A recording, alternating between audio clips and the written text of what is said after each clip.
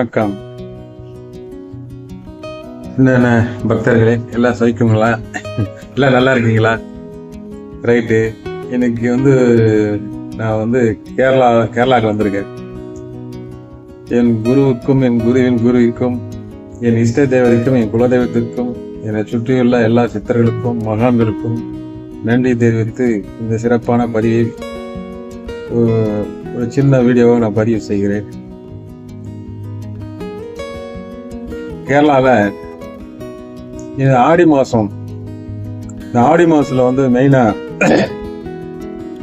நீர்நிலைகளில் போயிட்டு நீராடினால் நம்ம தேக சுத்தி மனசுத்தி அடைந்து நமக்கு சாஸ்திரங்கள் சொல்லுகின்ற கர்மாக்கள் இல்லை தோஷங்கள் விலகிவிடும் அப்படின்ட்டு நம்ம சாஸ்திரங்கள் சொல்லியிருக்காங்க.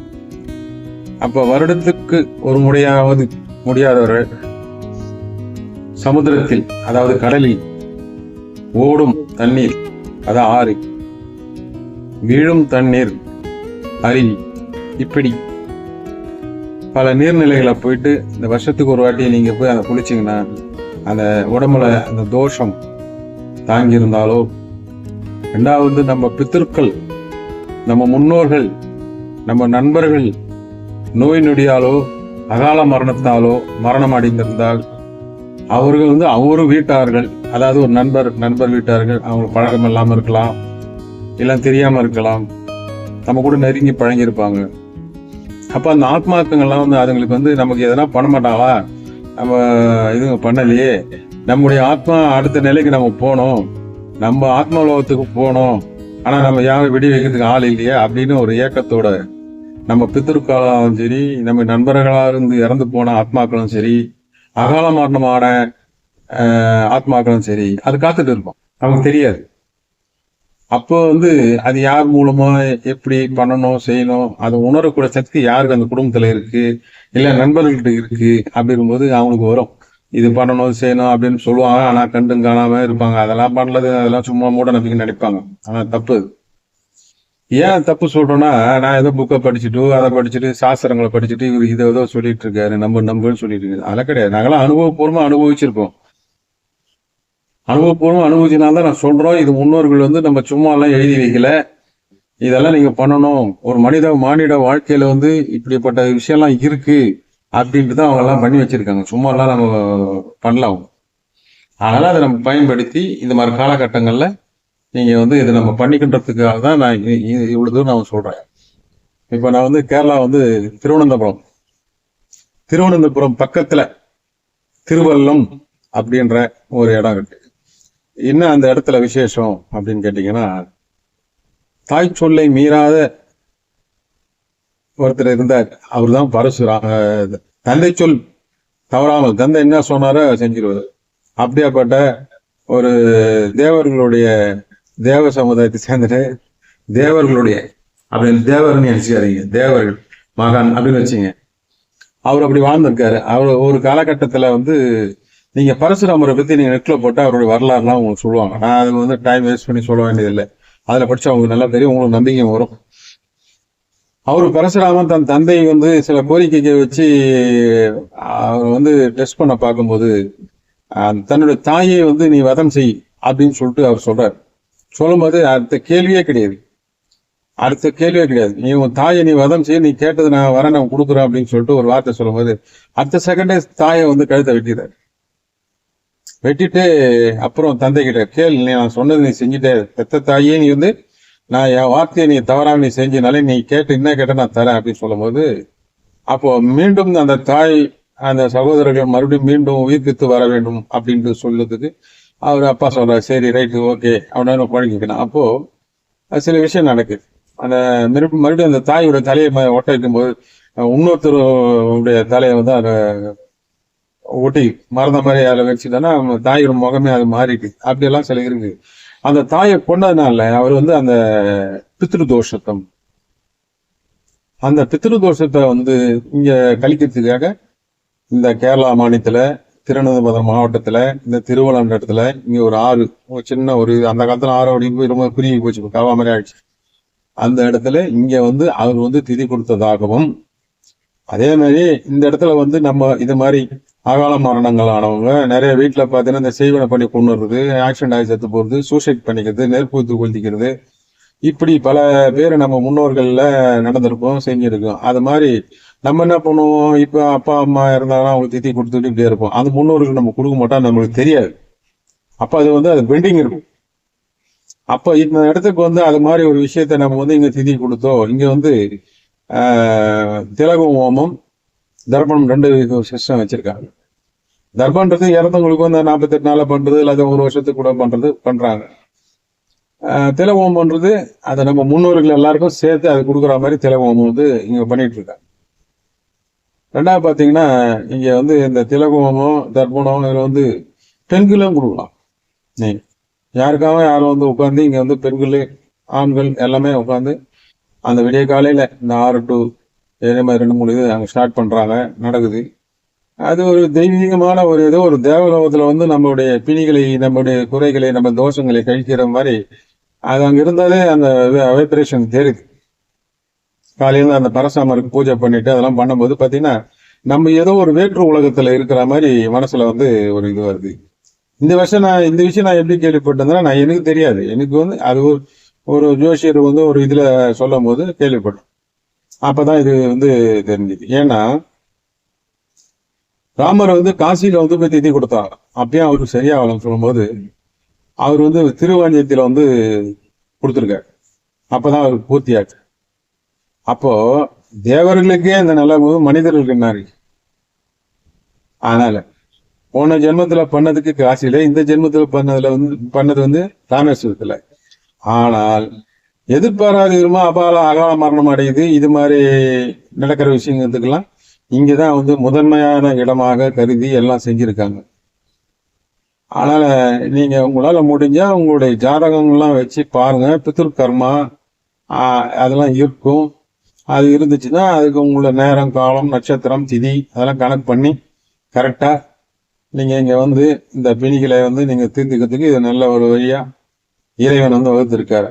ஏன்னு கேட்டீங்கன்னா இது எல்லாருக்கும் அமையாது. நமக்கு அந்த கர்மா கழியில இருந்தா தான் அந்த எண்ணம் வரும். இல்லைன்னா நம்ம பேசுறது கூட யாரும் பார்ப்போம். அந்த கர்மா கழியணும் அப்படி இருக்கும்போது இந்த செய்தியே அவங்க காதுல வந்து விழும். அப்பதான் செய்ய முடியும். நினைச்ச மாதிரி எல்லாமே பண்ண முடியும். எவ்வளவுதான் பணம் இருந்தாலும் அதை பண்ணணும் முடியாது, நடக்காது. அப்போ நீங்க அங்க போறீங்கன்னா திட்டமிட்டு போங்க. அவங்க வந்து யாருன்னா குருமார்கள் யாருன்னா தான் முடிஞ்சா கூட நீங்க இட்டுட்டு போங்க. குருமார்கள் வரமாட்டாங்க. ஏன்னா இந்த கர்மா கழிக்கும் போது அந்த கூடயே இருக்கக்கூடாதுன்னு சொல்லுவாங்க. அது கர்மா இருந்தா கூட்டுட்டு போங்க. இல்லைன்னா நீங்க தனியா தான் நீங்க போயிட்டாங்க. அதுக்கான ஆளை வச்சுட்டு காலையில பண்ணுங்க. பண்ணா நம்ம அடுத்தது நம்மளுடைய வியாபாரத்திலேயோ தொழிலையோ இல்லைன்னா ஒரு வீட்டுல கல்யாணம், கச்சேரி, குழந்தை இல்லை, குடும்பத்துல பிரச்சனை, சொந்த பந்தம் ஒத்தும் இல்லை, அப்ப இங்க போயிட்டு வந்த அப்புறம் இதெல்லாம் எதனால் நடந்தது அதெல்லாம் அதுல இருந்து நீங்க வெளியே வந்துடுவீங்க. அப்போதான் தெரியும் உங்களுக்கு நமக்கு இந்த மாதிரி ஒரு பிரச்சனை இருந்திருக்கு, நம்ம கண்டு காணாம இருந்திருக்கிறோம் அப்படின்னு நீங்க அதை தெரியும் உங்களுக்கு. நான் சொல்ல வேண்டியதில்லை, இதெல்லாம் உண்மை. நான் வந்து ஒரு விஷயம் ஒருத்தர் சொன்னா நான் நம்ப மாட்டேன். அதை போய் தீர அனுபவிச்சுட்டு போவேன். இது உண்மைதானா அப்படின்னு ஆராய்ச்சி பண்ணுவேன். அப்படிதான் பண்ணுவேன். எதுக்கான குருமார்கள் நீங்க இல்லைன்னா ஒரு ஜோதியை பார்த்து அதை கணிச்சு நீங்க போய் பார்க்கணும் சொல்றேன்னா, அது எதுக்கு ஒரு காலகட்டம் நேரம் எல்லாம் கொடுத்துருக்காங்க. அந்த நேரத்துல அந்த காலகட்டத்துல போய் கொடுத்தீங்கன்னா கரெக்டா போய் நடந்துடும். நீங்க தப்பா கொடுத்துட்டு நடக்கலாம் சொன்னா நீங்க கரெக்டா இல்ல, கரெக்டா பண்ணல, அதனால நமக்கு நடக்கல. நம்ம தெய்வங்க மேலேயோ வேற சொல்லி தப்பு கிடையாது. அதுக்கு சிரத்தையா நீங்க போயிட்டு நீங்க மனசுல உங்க குலதெய்வம் பற்றி நீங்க வேண்டுங்க, எனக்கு இதுக்கு வழி பண்ணி கொடுங்கன்னு கேட்டுட்டு அதுக்கு ஒரு ஜோசியர்கிட்டயோ இல்லை குருமார்கிட்ட சொல்லி ஆசீர்வாதம் வாங்கிக்கணும்னு. ஜோசியர் தானே பார்க்கணும் சாமி, குருமார்கள் பண்ண ஜோசியங்க வந்து ஜாதகத்தை வச்சு கணிச்சு சொல்லுவாங்க. குருமார்கள் அப்படி கிடையாது. ஞானத்தால கணிச்சு சொல்லுவாங்க. இந்த நேரத்துல போய் இதில் பண்ணிட்டு வந்து சரியாயிடும்னா சரியாயிடும், முடிஞ்சிச்சு, அவ்வளவுதான். அதுதான் சித்தர்கள், ஞானிகள், மகான்கிட்ட இருக்கிற சிறப்பு. அதுல எந்த ஒரு தவறு நடந்தாலும் அதை வந்து அவங்க பார்த்துக்குவாங்க. அப்படி நான் இது வந்து 3வது வாட்டி இங்க வந்திருக்கேன். நம்ம பக்தர் ஒருத்தர் பாவம் திருமணம் தாமதம், அப்புறம் ஜாதகத்தில் பார்த்தா சில விஷயங்கள் வந்து சில கர்மாக்கள் விடாத ஒரே இடத்துல நிலையா இருக்கு. அவரும் என்னென்ன பண்ணி பாக்குறாரு. அதனால இதையும் நம்ம பண்ணலாம் அப்படின்னு சொல்லிட்டு அவர் கூப்பிட்டதுனால நான் வந்து சரி நம்மளால முடிஞ்சது பண்ணுவோம், எல்லாரும் நல்லா இருக்கணும் அப்படின்ற ஒரு எண்ணத்துல. அதனால சில நமக்கு தொய்வு வந்தாலும் பரவாயில்ல.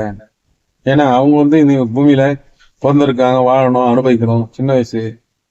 அப்ப யார் உதவி பண்றது? அப்போ ஒருத்தர் நம்ம கிட்ட ஒரு பிரச்சனைன்னு நம்ம கிட்ட ஒருத்தர் வர்றான்னா அப்ப ஆண்டவன் அனுப்புறாரு. அப்படியே நம்ம கருத்து எடுத்துக்கணும். 2வது பட்சம் தான் பணம்லாம். அப்ப அவங்களுக்கு அதை என்ன பண்ணணும். அந்த ஒரு விஷயம் நல்ல இடத்துலதான் இப்ப நான் இவ்வளவு தூரம் பயணிச்சு கேரளாவுக்கு வந்திருக்கேன். என்னைக்கு உடல் எல்லாம் கொஞ்சம் வெளியில கொஞ்சம் சோர்வையா இருந்தா கூட பரவாயில்ல, அது விடாது.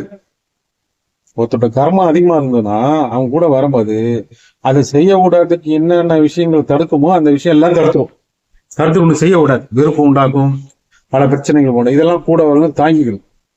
நேரம் சாமி எப்படி திட்டுறாரு, ஐயா என்ன இந்த மனுஷங்கிட்ட போய் போனோம், நம்ம நேரம் போலாம், ஒரு ஐரை பிடிச்சி நிம்மதியா போட்டோம், இந்த ஆள்கிட்ட எதுக்கு நம்ம பண்ணோம், அதெல்லாம் பண்ண முடியாது.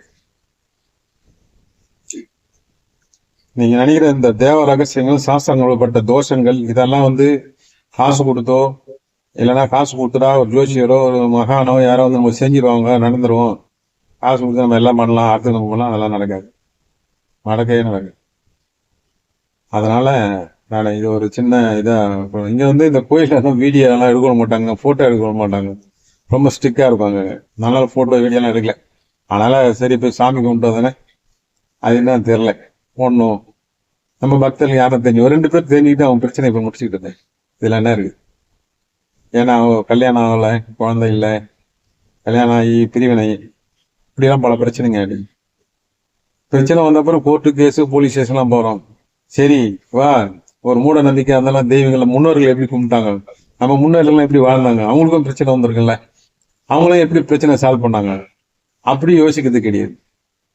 ஏன்னா கொஞ்ச நாளைக்கு கோயிலு கோலம் அப்படியே போவாங்க அந்த காலத்துல, அது தெரிஞ்சோ தெரியாம போவோம், போயிட்டு இறைவன்கிட்ட சொல்லிட்டு வந்துருவாங்க. அந்த காலதாமதம் போது அவங்க புத்தி வேலை செஞ்சு மனம் திருந்தி மறுபடியும் வாழ்க்கையை வாழ ஆரம்பிச்சுருவாங்க. அதுக்கு டைமே கொடுக்குது இல்லை, உடனே போலீஸ் ஸ்டேஷன் கோர்ட்டு பிரச்சனை சால்வ் பண்ணோம் அப்படின்னு சொல்லி. ஏன்னா படிச்சு நம்ம அறிவு வளர்ந்து போச்சு. அடுத்த கட்டம் உடனே ஸ்பாட்ல நடக்கணும்னு சொல்லிட்டு அவன் வாழ்க்கையை சீரழிச்சு. வேற ஒன்றும் கிடையாது. இந்த உலகத்துல வந்து உனக்கு வாழத்துக்கு தான் அனுமதி கொடுத்துருக்காங்க, அழியத்துக்கு கொடுக்கல. ஆனா நம்ம கூட இருக்கிறவங்களோ, நம்ம சுற்றி இருக்கிறவங்களோ, நமக்கு வந்து நன்மை நினைக்கிறவங்களோ, இல்லை நம்ம அழிக்க நினைக்கிறவங்களோ, நீ நல்லா இருக்குன்னு நினைக்கிறவங்களோ, இவங்க எல்லாருக்கிட்டையும் எந்த நேரத்திலையும் நல்லதும் நடக்கலாம், கெட்டதும் நடக்கலாம். அது மொத்தத்துல யார் என்ன நினைக்கிறாங்களோ, நம்ம வந்து நம்மளால 4 பேர் நல்லா இருக்காங்க, அதோடதான் நம்ம பார்க்கணும். முடியலையா சைலண்டா. அப்ப உங்க தெரிஞ்ச குடும்பத்துல என்னன்னு சொல்லுங்க, தீராத பிரச்சனை, இது முடியல, ரொம்ப டென்ஷனு, எப்படிதான் முடியுதுன்னு இப்போ புரியல எனக்கு அப்படின்னு சொல்றவங்ககிட்ட உண்மையிலே இறைவன் மேல் நம்பிக்கை இருக்க, உண்மையிலே சிரத்தையா இருக்கிறவங்களுக்கு இதை சொல்லுங்க. அவங்க வந்து அதை பயன்படுத்திக்கிட்டோம். அதே மாதிரி கிரகங்களும் நட்சத்திரங்களும் ராசிகளும் லக்னமும் திதிகளும் கரணம் இது எல்லாமே உண்மை. இது சொல்றவங்க கரெக்டா எடுத்து சொன்னாங்கன்னா அவங்க யாரு அந்த பிரச்சனைகள் வராங்களோ அந்த பிரச்சனைய அது வந்து ஓரளவு சரி செஞ்சலாம். கண்டிப்பா எனக்கு தெரிஞ்சு ஒரு 70% சரி செஞ்சு. இப்போ எங்களை மாதிரி இருக்கிற ஆளுங்கிட்ட போனீங்கன்னா நாங்க வேற மாதிரி கணிச்சு அதை கண்டுபிடிச்சி அது பட்டும் படாம பரிபாஷையிலையோ மறைமுகமாக நாங்கள் சொல்லுவோம். அது அவங்க சில பேர் கேர்லெஸ்ஸா இருக்கும், இந்த ஏதோ சொல்ல பார்ப்போம். அதே மாதிரி ஒரு விஷயத்த நாங்கள் ஒரு வாட்டி தான் சொல்லுவோம், இந்த டேட்ல இந்த டைம்ல நீங்க போயிட்டு வாப்பா, இல்ல இந்த டேட்ல டைம்ல இங்க வாப்பா அப்படின்னு சொன்ன வந்தோம். எதுக்கு சாமி, என்ன பண்ண போறீங்க, இது இல்ல சாமி, இது மாத்திக்கலாம், எனக்கு வேலை இருக்கு, மாத்திக்கலாம், அன்னைக்கு வச்சுக்கலாம் சாமி, அன்னைக்கு தான் ஃப்ரீயா இருக்கணும் சொன்னீங்கன்னா நீங்க தோத்துருவீங்க. அவ்வளவுதான், முடிஞ்சு. உங்களுக்கு எதுவும் நடக்காது. ஏன்னா அவங்க திருப்பி சொல்ல மாட்டாங்க. அவங்க என்ன கணக்கு போடுவாங்கன்னா, ஓ இவனுக்கு கர்மா தீர்றதுக்கான நேரம் ஒன்றும் வரல, அவ்வளவுதான், இது அனுபவிக்கிட்டோம் அப்படின்னு விட்டுருவாங்க. ஏன்னு கேட்டா இறைவன் ரொம்ப பெரியவர், அவருக்கு தெரியும் இந்த உலகத்துல இவ்வளோ மானிட பிறவிகள் பிறந்து கொண்டே இருக்கு, அது எப்படி வாழணும், இந்த பூமியில எப்படி எப்படி அனுபவிக்கணும்னு சொல்லிட்டு ஏற்கனவே தீர்மானிக்கப்பட்டது. அது எங்களை மாதிரி ஆளுங்கிட்ட வந்து அவங்க கஷ்டப்படுறான்னு சொல்லும்போது நாங்க என்ன பண்றோம், சரிப்பா இது பண்ணுப்பா சரிப்பா அப்படின்னு நாங்க சில விஷயம் தெரிஞ்சு சொல்லிட்டோம், அதுக்கான சன்மானத்தை நாங்க வாங்குறோம். அப்ப இறைவனுக்கு தெரியாதா, அவரு நீ இப்படிதான் இருக்கணும்னு சொல்லிதானே உனக்கு எல்லாம் பண்ணியிருக்காரு. அப்ப நாங்க அந்த வேலையை நம்ம எடுத்து செய்யும் போது நீ வந்து நீ அவ்வளவு என்னோட பெரிய ஆளா, அவன் கர்மா கழிவுக்கு பெரிய ஆளா, வா உனக்கு 25% வச்சுக்கோ அப்படின்னு கொடுத்துருவாங்க. இறைவனுக்கு எல்லாமே தெரியும். இருந்தாலும் மனுஷன்ல ஏமாறவன் தான் மனுஷன். நம்புறான், அவனோட போலி வேஷத்தை நம்புறான், கஷ்டப்படுறான், பாவம், ஏதோ கல்யாணம் ஆகல, தொழில் நல்லா இல்ல, குழந்தை இல்லை, எதுவுமே நல்லா அமையல அப்படின்னு புலம்பு என்ன பண்ணுவீங்க? ஒரு மனுஷன் என்ன பண்ணுவான்? சரி பாவம், ஏதோ பண்ணுவோமே, ஏதோ நம்ம தான் ஆண்டவன் அருள் புரியுது, சரி ஏதோ ஒன்று செய்வோம் அப்படின்னு நினைக்கிறேன். ஆனா அந்த சில காரியங்கள் செஞ்சு முடிஞ்சு அந்த காரியத்தை சாதிச்சிட்ட அப்புறம் உதாசீனப்படுத்திட்டு போயிடுவாங்க. மனிதர்கள் குணம் தான். அதுக்காக தான் நிறைய திட்டுறாங்க, சித்திரங்களும் திட்டுறாங்க. சரி சரி, நாங்க செய்ய வேண்டியதான் செய்யறோம், நீங்க செய்ய வேண்டிய நீங்க செய்யுங்க. அது ஆண்டவன் மேல கணக்கு பார்த்துட்டே இருக்காரு. யார் என்னென்ன பண்றாங்க, யார் என்ன செய்யறாங்க, எல்லாம் சித்திரகுப்தன் கணக்கு ஒண்ணு எழுதினே இருக்காருங்க. நீ கூட இப்போ உன் கர்மத்தின் என்கிட்ட வரானா கணக்கு அங்க முடிஞ்சுது, உனக்கு அடுத்து நல்லது நடக்கணும், இல்ல உன் பிரச்சனை தீர்த்து இந்த இடத்துக்கு போன்னு சொன்னாதான் நீ என்கிட்ட வர முடியும், சும்மாலாம் வர முடியாது. அதுதான் அதோட. அதனால வீட்டுல பாருங்க, நீங்க பக்கத்துல பாருங்க, உங்க வீட்டுல பாருங்க, மனிதனுக்கு எந்த பிரச்சனையும் இருக்கக்கூடாது, எல்லாம் வாழணுன்ட்டு தான் அந்த வரம் வாங்கிட்டு வந்திருக்கான். அந்த ஆத்மா இந்த பூமியில போயிட்டு நான் சந்தோஷமா வாழணும்னு தான் வரம் வாங்கிட்டு வந்திருக்கான். ஆனா கஷ்டப்படும். அப்ப அது சிந்திக்கணும், அந்த சிந்திக்க கூட அறிவு வரணும். அது எப்போ வரும்? அறிவு உன் கர்ம மூட்டை எப்போ அது உப்பி பெருசாகி வெடிக்குதான் அப்போ வரும். அது வரத்துக்குள்ள எங்களை மாதிரி ஆளுங்க என்ன போனாலும் முடிச்சு அவங்க விடுவாங்க. எப்ப தம்பி உனக்கு இந்த பிரச்சனை, இந்த பிரச்சனை, இதை போ நீ செய்வேன்னு அப்படின்னு சொல்லுவோம் நாங்க. நீங்க கேட்டுக்கணும், ஆனா கேட்கறது கிடையாது. கேர்லெஸ், உதாசீனம். அப்புறம் பிரச்சனை வந்த அப்புறம் எனக்கு குத்துதே கொடையதான் செய்யும். அனுபவிச்சுதான் ஆகணும். தப்பு பண்ணும், தண்டனை அனுபவிச்சுதான் ஆகணும். அப்ப தப்பு பண்ண தண்டனை அப்படி எதுக்கு சமயத்தெல்லாம் பண்ணா? தப்பு பண்ண தண்டனை அடிச்சுனா கிடையாது. இந்த இறை வழிபாடு, இந்த ஆன்மீக வழிபாடுலாம் பண்ணீங்கன்னா உங்களுக்கு வழி தெரியாது. அந்த கர்மாவை நீ அனுபவிப்ப, அந்த தண்டனை நீ அனுபவிப்ப, ஆனா அந்த வழி தெரியாது. அடுத்த கட்டத்துக்கு நீ போயிட்டே இருப்ப, பாத்துக்கலாம் விட, ரைட் ஓகே ஆட்டம் போயிட்டே இருப்ப. அதுதான் அந்த இறைவன் மகான்கள்லாம் பண்றது. அது உங்களுக்கு தெரிய மாட்டேங்குது, ஒன்னும் புரிய கொண்டிருக்கு. நீ சம்சாரியா இருக்கிற, உனக்கு தேவையில்லை இதெல்லாம். ஆன்மீகவாதிக்கு தான் எல்லாம் புரிஞ்சுக்கணும், ஆன்மீகம் சம்மந்தப்பட்டு. ஆனால் தேவையில்லைன்னு நாங்கள் சொல்றது கிடையாது. ஆனா நீங்க நாளைக்கு ஆசை, பேராசை, சம்சாரத்துலமே பேராசை, ஆசை இருக்கலாம், பேராசை இருக்கக்கூடாது. ஆசையா வர்றது, என்ன காரியம் முடிச்சுக்குது, அதுக்கப்புறம் அவர் என்ன பண்ணாரோ அதை நம்ம பண்ணணும், பேராசைப்படுறது. அப்பதான் ஏடாவிடமா போய் மாட்டிக்கிட்டு எதனா ஒண்ணு மனம் ஒரு இடத்துல இருக்குதுல்ல, குரங்கு மாதிரி அலையுது. அவ்வளவுதான். இந்த சம்சார பந்தத்துல இருக்கிறவங்க, இது மாதிரி பிரச்சனை இருக்கிறவங்க எங்கன்னா போய் தேடி கண்டுபிடிச்சு அந்த மேட்டர், அந்த வேலையை முடிச்சுக்கிட்டு நீங்க அடுத்த வாழ்க்கையில அடுத்த படிக்கு முன்னேறது போயிட்டே இருங்க. மறுபடியும் அது பின்னாடி சுத்தாதீங்க. ஏதோ சாமியார் கிட்ட பின்னாடி சுத்தாதீங்க. நீங்க சுத்தினா அவங்க பொறுப்பு கிடையாது, உனக்கு பொறுப்பு சுத்துற. அப்புறம் சுத்திட்டு அப்புறம் இதோட இவரோட பெரிய சித்தர் இருப்பாரா, பெரிய குருமா இருப்பாரா, இந்த கோயிலோட பெரிய கோயிலுக்கு போனா நடக்குமா அப்படின்னு உன் புத்தி கெட்டு போயிட்டு அந்த வேலையை பார்ப்பேன்.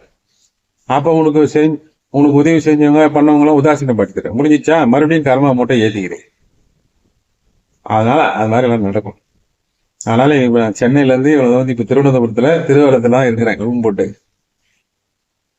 எனக்கு இது மாதிரி சொல்லணும் ஒரு எண்ணம் வந்துச்சு. சரி காலையில சொல்லலாம், வீடியோ போட்டு 2-3 நாள் ஆயிடுச்சு. நம்ம பக்தர்கள்லாம் வெயிட்டிங்ல இருப்பாங்க, ஏற்கனவே லேட்டா போட்டுக்கிட்டு.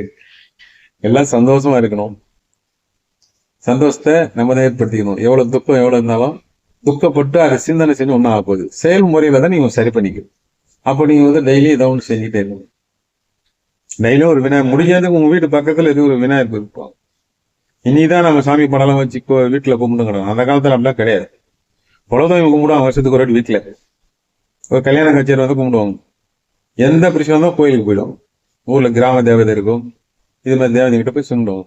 அதனால நீங்க பக்கத்துல விநாயகரை பிடிச்சி அவர் டெய்லியும் வழிபடுங்க.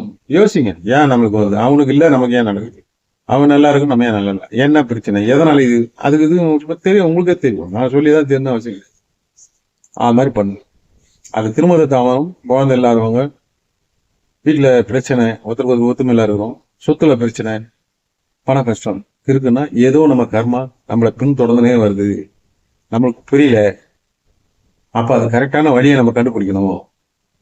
நம்ம என்ன தப்பு பண்ணிருக்கோம், சரி இனிமே நான் அந்த தப்பு பண்ணல, எனக்கு நல்ல வழியை காட்டுங்க அப்படின்னு நீங்க வேண்டுதல் வைக்கணும். அப்ப கொடுப்பான். நீங்க தப்பும் பண்ணிக்கிட்டு அந்த பாதக எதுன்னு சுத்தினா அது கிடைக்காது, வழி சரியான வழி கிடைக்காது. சரணாகதி ஆகணும். கடவுள் கட்டியோ மகான் கட்டியோ தெய்வம் கட்டியோ உங்களுடைய குருமார்கிட்டயோ நீங்க சரணாகதி ஆகும். சரணாகதி ஆனாதான் அவங்களுக்கு புரிதல் வரும். உங்க உடலை பார்த்தோன்னே, அந்த பிண்டத்தை பார்த்தோன்னே இது என்ன கர்மா வாங்கி வந்துருக்குது, இந்த முகத்துல அது என்ன பிரதிபலிக்குது, அது எந்த செயல்பாட்டுல பிரதிபலிக்குது அப்படின்னு அவங்களுக்கு தெரியும், உணர்ந்துருவாங்க. உன் ஜாதகம் பார்க்க வேண்டியதில்லை, டக்கு டக்கு டக்குன்னு எல்லாம் சொல்லிடலாம். அதுதான் விஷயம், வேற ஒன்றும் இல்லை. என்னால முடிஞ்சது, எனக்கு தெரிஞ்சது, நான் அனுபவிச்சது, இது நல்லா நடக்குது, இது மாதிரி பண்ணா அப்படின்னு சொல்றேன். இதுவே பெரிய ஒரு கர்மா. சும்மா இருக்கணும்லாம் இது பண்ணி வருது, என்ன பண்றது, சரி ஆட்டம் பார்த்துக்கலாம். ஆண்டவன் செய்யல, நம்ம செய்யறோம், ஆண்டவன் பார்த்துக்க மாட்டாரா அப்படின்னு ஒரு தைரியத்துல தான் சில ஆன்மீக ரகசியங்கள் எல்லாம் நம்ம வெளியே சொல்றோம். சரி நல்லா இருக்கணும் பரவாயில்ல அப்படின்னு சொல்லி. ஏன்னா நம்ம எல்லாம் ஒரே ஆத்மா. அந்த புத்தி அடிப்படையில புறத இந்த நம்மளை சுத்திருக்கிற சூழ்நிலை பொறுத்து மனம் கெட்டு போகுது, புத்தி கெட்டு போகுது, வார்த்தை கெட்டு போகுது, குறுக்கு எண்ணங்கள் வர்றதுனால இவ்வளவு பாவங்களை நம்ம சேர்த்துக்கிட்டு அப்புறம் நம்ம எங்க இந்த பாவத்துல கழுவி தெரியாம சுத்துதே கூடையதான்னு ஓடுறோம். மனிதன் கஷ்டப்படாம அப்படியே கேட்டா கொடுத்துடணும் அப்படின்னு எதிர்பார்க்கறான், அதான் தப்பு. நமக்கு அது தகுதியான ஆளா நம்ம முடிவு பண்ணணும். தகுதி இல்லைன்னா ஒண்ணும் பண்ண மாட்டாங்க. தகுதி வேணும். பாத்திரம் அணிஞ்சு பிச்சை போடும் சொல்லிருக்க. அப்ப நீ பாத்திரம் சுத்தமா இருக்கணும். ஓட்ட பாத்திரம் வச்சிருந்தா எப்படி போட மாட்டாங்க. அவங்க முட்டாள் கிடையாது. நீ கேட்கறதுக்கெல்லாம் நீ பண்றதுக்கெல்லாம் வளைஞ்சு கொடுத்து பண்ணணும் அவங்க அவசியம் கிடையாது. ஒன்னாவது கோடிக்கணக்கான ஆத்மாக்களுக்கு இந்த பூமியில இருக்கு. அதுங்க எல்லாத்துக்கும் எல்லாம் சரி பண்றோம்னா அந்த இறையாற்றல், பிரபஞ்ச ஆற்றல், தெய்வ ஆற்றல், இப்படி எல்லாமே நடக்குது. நமக்காக தான் இருக்குது பூமியில. நமக்காக தான் இந்த உலகமே இருக்குது. நமக்காக தான் இருக்குது. நம்ம தான் அதுக்காக இல்லை. நம்ம வந்தோம் போக போறோம். நம்மள மாதிரி எவ்வளவு ஆத்மாக்கள் இந்த பூமி, இந்த இயற்கை, இந்த பிரபஞ்சம் பார்த்துருக்கோம். நல்லா யோசிச்சு பாருங்க. குறைஞ்சது 5000 ஆண்டுகள் இந்த உருவாகி இந்த பூமி சொல்ற பேச்சுக்கு மனிதர்கள் உருவாகி இருந்தானா எவ்வளவு ஆத்மாக்கள் பார்த்துருக்குது. வர்றதும் போறதுமா தானே இருக்குது. அவ்வளவுதான், வேற ஒண்ணும் இல்லை. அதனால இருக்கிற காலத்தை கழிக்கிறதுக்கு நல்லபடியா ஆரோக்கியமா எந்த பிரச்சனையும் போறதுக்கு இது மாதிரி விஷயங்கள் இருந்தா இது பண்ணிக்கணும்னு சொல்றேன். வேற ஒண்ணும் கிடையாது. இது பெரிய மாயாஜாலம், மந்திரங்கள், அதை பயம் காட்டுற மாதிரி அதெல்லாம் ஒண்ணும் கிடையாது. இவனும் கஷ்டம். கஷ்டத்தை தீர்த்ததுக்கு டாக்டர்கிட்ட போறீங்க. இது டாக்டர்கிட்ட போனா ஆகாது. அப்போ ஆன்மீகத்தில் போனா தான் ஆகும். அதுக்காக தான் சொல்றேன். அடுத்த வீடியோல பார்ப்போம். நன்றி.